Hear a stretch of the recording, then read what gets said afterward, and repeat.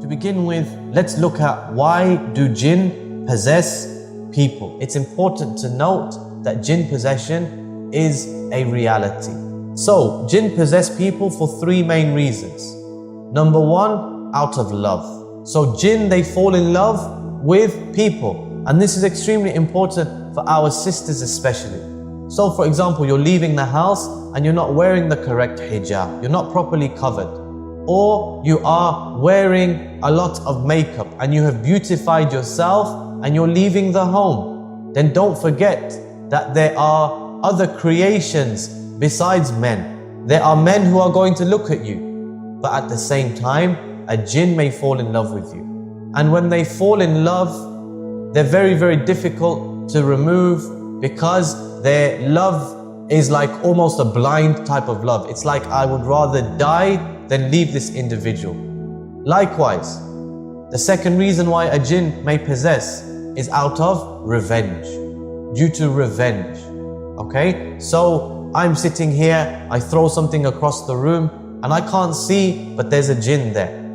And it harms the jinn, or it may kill one of the jinn's children, and as a result of that, the jinn possesses this individual. So for example, there was a 15-year-old boy and we found him in the street trying to strangle himself to death.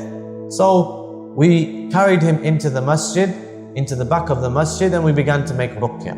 We began to make the ruqya, and the boy, he was completely unconscious. Then immediately his eyes shot open and he sat up, and the jinn began to speak, and he began to say, I'm going to kill him, I'm going to kill him. Why? Why are you going to kill him? And the answer was, because he was running through the park and it was night time, and he was running through the park and he stepped on one of the children of the jinn. He stepped on one of the jinn's children, and clearly he hadn't said Bismillah, or he hadn't invoked the protection of Allah. Therefore, he stepped on one of the jinn's children, and I think he harmed it, or he must have killed it, and the jinn was now seeking to take revenge. So this jinn, it was a Muslim jinn, so we reminded it to fear Allah, reminded it that we can't see them, they can see us, but we can't see them, so it was a mistake. So you can't do this type of oppression. And eventually, alhamdulillah, the jinn left.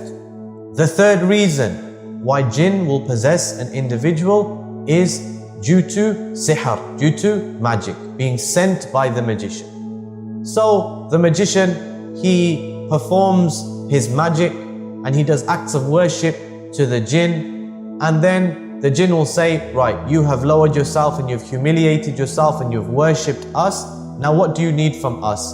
And he will say, I need you to go and harm such and such an individual. I need you to go and possess such and such an individual. So then he goes and he sends the jinn. And the jinn will now go and try and possess the individual. They will try and possess that individual in order to achieve their objective.